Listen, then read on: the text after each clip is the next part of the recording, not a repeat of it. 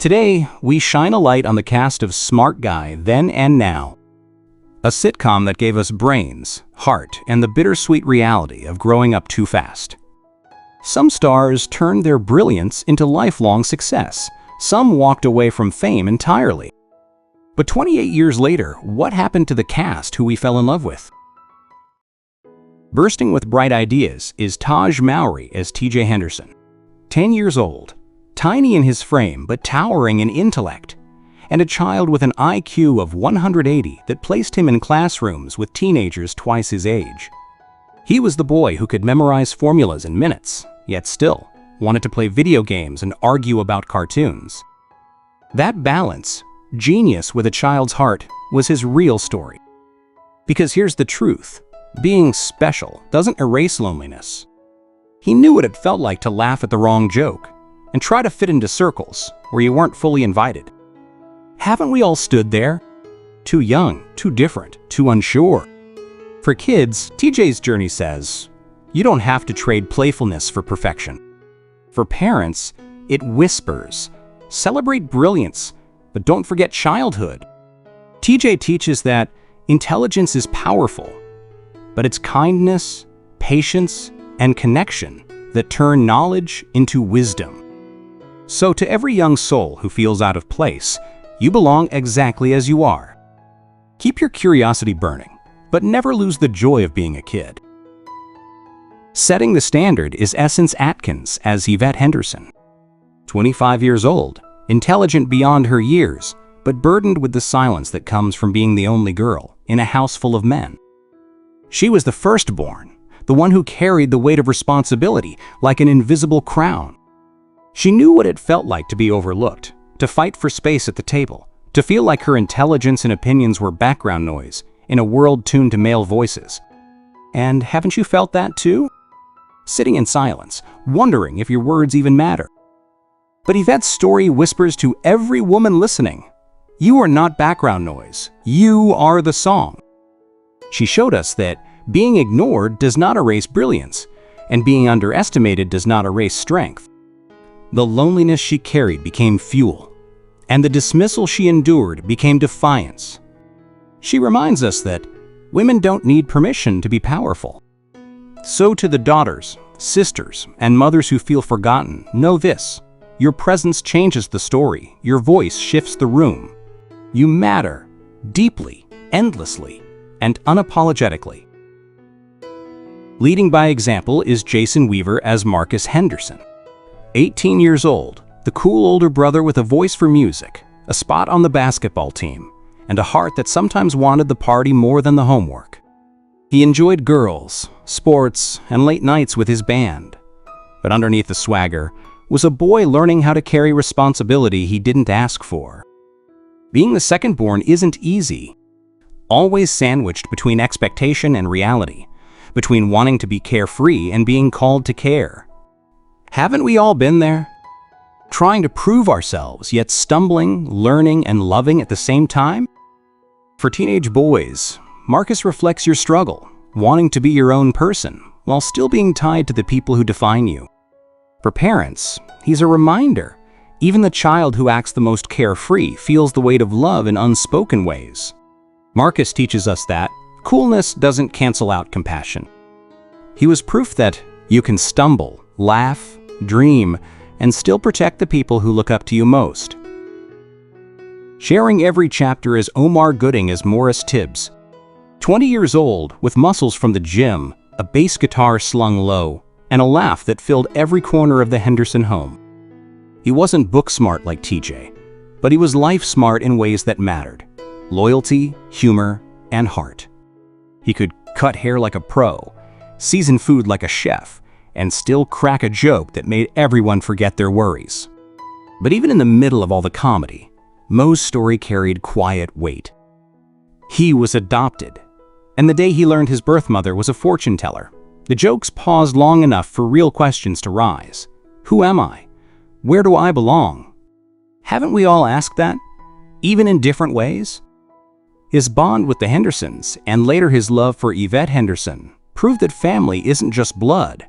It's love, time, and trust. Mo teaches us that being underestimated doesn't mean being unimportant. Sometimes, the one everyone laughs at is the same one holding the glue that keeps the whole group together. Spicing up the scene is Kyla Pratt as Brandy Dixon, 10 years old, quick on her feet, sharp with her words, and strong with a basketball in her hands. She was street smart and sassy, but also a little girl learning what it meant to like someone for the first time. And for Brandy, that came through her connection with TJ Henderson. A sweet, innocent relationship built on laughter, curiosity, and the kind of friendship that feels bigger than the world when you're young. And here's the truth. At that age, a crush isn't about romance. It's about discovery. It's the butterflies, the nervous giggles, and the way you show up a little braver when they're watching. Young girls, if you felt that, know this, it's okay. You're learning who you are, and your heart is practicing how to care. But to parents, listen closely. Your daughter needs your guidance, not your silence. She needs you to remind her that her worth is bigger than any boy's attention, and that her voice matters as much as her smile. Brandy teaches us that first crushes are gentle stepping stones, not to be feared, but to be guided with love, patience, and wisdom. Owning the spotlight is Taraji P. Henson as Leslie Bibb, 26 years old, and playing a teenager who carried the unspoken weight of fitting in. She laughed with her friends, smiled in the hallways, but beneath it was the quiet ache of wanting her voice to matter. She knew what it felt like to blend into the crowd, to be seen but not always heard, to wonder if her presence truly changed anything. Haven't you felt that too? Standing in a room, loud with noise, yet feeling invisible? Leslie's story speaks to every young girl who has ever questioned her worth. You are not invisible. You are light. And to parents, do not mistake your daughter's silence for ease. Sometimes, she is screaming on the inside, waiting for you to remind her that she belongs. Leslie reminds us that ordinary doesn't mean unimportant. The very act of showing up, of existing as yourself, is power. So to every girl who feels like background scenery, remember this: you are the story, and without you, the scene would be incomplete. Carrying love and duty is John Marshall as Jones Floyd Henderson, 35 years old, and a widowed father who never asked for this heavy weight, but picked it up anyway. After losing his wife to a sudden heart attack, he didn't get the luxury of grieving or even falling apart. He had 3 kids watching him, waiting on him, and depending on him. He worked his roofing business by day, and by night he stitched broken hearts back together, his and theirs.